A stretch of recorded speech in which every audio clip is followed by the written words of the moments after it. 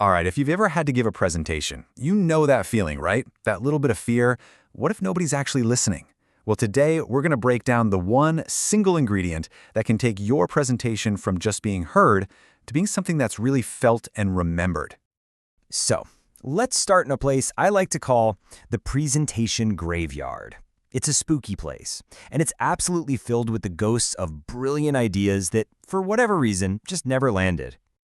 You've been there. I know you have. You're sitting in a room watching someone who is clearly smart, clearly passionate about their topic, but you can just feel the disconnect. The energy is flat, eyes are glazing over, and that brilliant idea is just fizzling out in real time. It's painful to watch.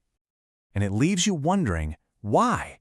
Why do so many great ideas presented by smart people fail to connect? Is the idea bad? Is the presenter boring? Well, the real answer is usually something much simpler, and it's the key we're unlocking today. See, the problem usually isn't the idea at all. It's that there's a huge, fundamental piece of the puzzle missing, a foundational element that, once you see it, honestly changes everything about how you prepare. And there it is. That's the secret sauce. The single biggest reason good presentations fail is a lack of connection. And that connection can only be built on a deep, genuine understanding of who you're actually talking to. It's not about you, it's about them. Okay, so the official term for this is audience analysis, but I want you to think of it less like homework and more like detective work. You're gathering clues about your listeners so you can craft a message so perfectly tailored to them, they can't help but lean in and listen. And look, this isn't just a nice-to-have suggestion. This is, and I'm quoting here, a critical step. It's totally non-negotiable. Skipping this part is like trying to build a house without even glancing at the blueprints. You just know it's not going to end well. So, if we're going to build this thing right, we need that blueprint. Let's dig into what actually goes into creating one. This is where we stop talking theory and start getting into practical, actionable stuff you can use. So the big question is, what kind of information are we actually looking for here? What does this blueprint need to have in it to be useful? First up, you've got your basic demographics. Things like age and professional background are going to change the kind of references you make, right?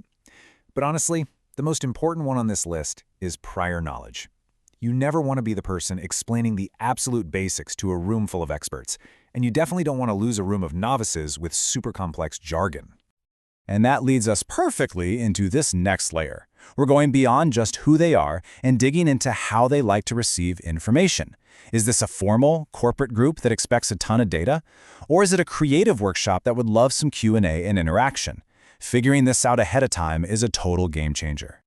Okay, let's make this super concrete. Check out this comparison. If you're talking to tech experts, you can get right into the technical weeds. You can use jargon, you can talk specs, they'll love it.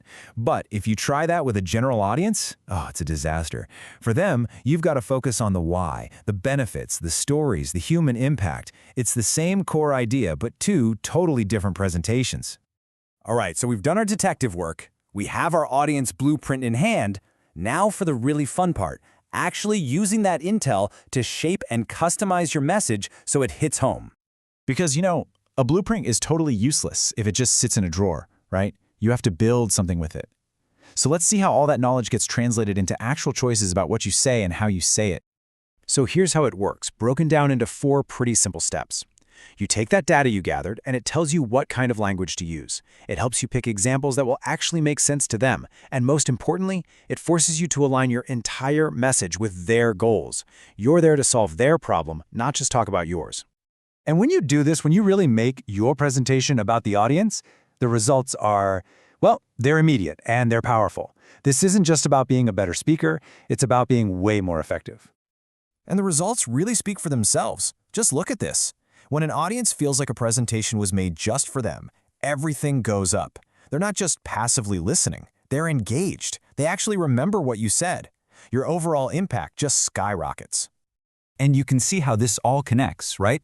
It's a chain reaction. That connection you build leads to people actually remembering your message, which means you're way more likely to achieve your goal. And hey, people walk away feeling respected and understood. That's a huge win.